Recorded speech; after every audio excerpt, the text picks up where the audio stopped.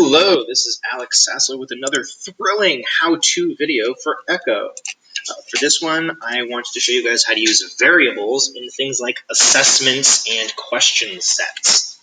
So, here I am in my sandbox course, and I am going to add something to this folder, and I'm going to do this in assessment, although the same thing should work in question set.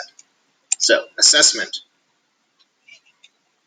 Again, just like any other task, we have to start by giving it a title.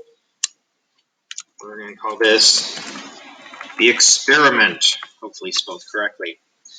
And then in content, this is where you would put your instructions to your students. Give them a calculator if you want, and then any attachments if you want, and further notes if you care. All right, now the part we care about, the questions. Now, the thing with an assessment is that it's designed for the students to do as many times as they want. They can retry, and it will instantly tell them if they got it right or wrong. So, something that I was shown that I was really excited about was using variables in this. And here's what I mean by that. Let's say we want our students to do a problem, pretty simple, solve for x. And then we give them their question, which is going to be x plus 3 equals 10. And we want them to do this problem. Except I want the problem to be different for every student, or I want the student to be able to redo it as many times as they want. This is only one form. What if I want 4 or 5? What if I want infinite numbers? So what I'm going to show you is how to get an infinite number of these answers. So I'm just going to set this up like this. And those are just space holders. Doesn't matter what they are. And now I'm going to click on text. This gives me all of the advanced features. Takes a little bit to load, common theme with this Echo. But once it does load, I will be able to do a little programming in this to make it so x isn't x, but a variable. All right, so what I'm going to do is I need a variable.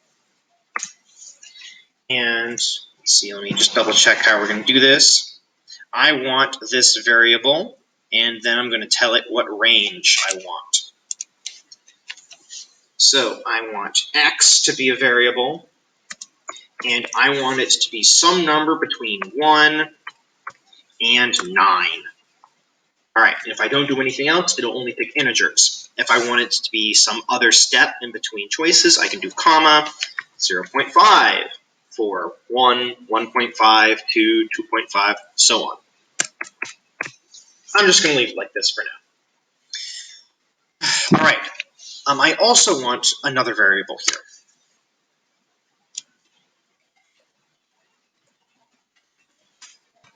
Y. And y is going to be the same thing. So now here's what I'm going to do. X plus the randomly generated y, the dollar signs on either side tells the computer to use something in this range, is going to equal, well, it's going to equal x plus y. Except now I need to tell the computer to not put x plus y there, but to actually put what that number is. So I'm going to say, hey, that thing, I want you to evaluate it. Notice the dollar sign. And I'm expecting a numeric answer there. And let's slap a 0.0 at the end, just to make sure I have the right number of significant figures and all that. All right, my question is now programmed. I'll show you what this looks like in a bit. Now I'll show you that. So I'm going to click on More, I'm going to click Preview. Again, loading time, loading time, loading time. Start. So this is now what it looks like to the students. The student will go here, they'll read the instructions, they'll hit start, and it'll bring you to the problems.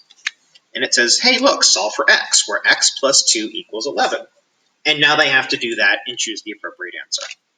The question is now programmed. The cool thing here is Bobby, who's sitting next to me, will not see x plus 2 equals 11. He will see some other random numbers. All right, so that's good for now. Back to the editor. I now need to program in what I want the choices to be.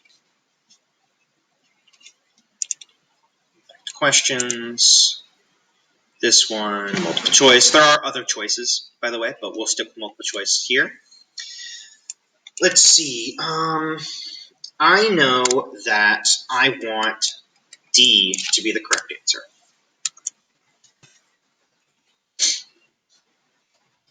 I am now going to choose 3 common wrong answers. All right, so I know for this that what I want my students to do is subtract y from both sides. So what if they do that wrong? What if they add it to both sides instead? All right, so what they're going to have is they're going to have x plus y, which is what's on the right side of their equation. And if they're doing it wrong, plus y. Okay, well, what if they multiply? Who knows what's going through their head? X plus y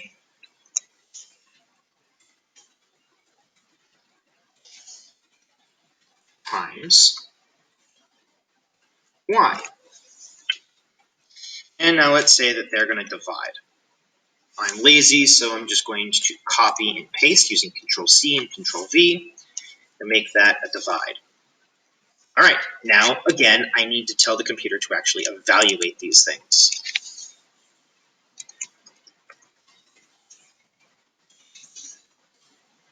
Number, evaluate as a number. Oh, I forgot a parenthesis there. No, I didn't, sorry. Evaluate as a number. And I don't really need to do it here, but I will just for the sake of being complete. Hit save. Go back to preview. Let it load, let it load, let it load.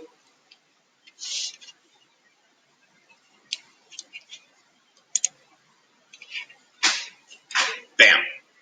All right, I got students knocking on my door, so that's all I have time for. I hope you find this helpful.